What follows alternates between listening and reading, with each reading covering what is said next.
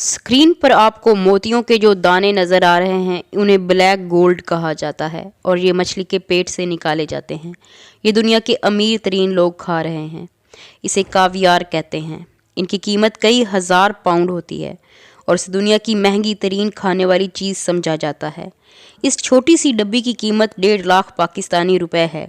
कावियार दरअसल मछली के अंडे होते हैं कि जो सिर्फ स्टर्जन फिश से निकाले जाते हैं।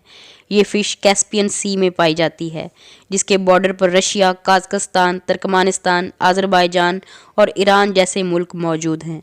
ज़्यादा फिशिंग के सबब स्टर्जन फ़िश अब नायाब होती जा रही है। कावियार को अब स्टर्जन के अलावा टूना फ़िश और सालमन से भी निकाला जा रहा है, लेकिन ये सिर्फ सब्स्टिट्यूट है, हकीकी कावियार नहीं। इसका रंग भी स्टर्जन फ़िश के कावियार से मुख्तलिफ होता है, यानी कि जर्द। कावियार को स्टील के बर्तनों या चम्मच से खाना बुरा समझा जाता है। उसके लिए पर्ल के चम्मच इस्तेमाल किए जाते हैं। सबसे बेहतरीन कावियार को अल्मास कहा जाता है। ये एक नायाब किस्म का कावियार है जो अल्बिनो बेलुगा स्टर्जन से हासिल किया जाता है। इसके दाने सियाह हीरों की तरह चमकते हैं और इसकी कीमत $20,000 तक होती है। कावियार कोई नई डिश नहीं, इसे सदियों से इस्तेमाल किया जा रहा है।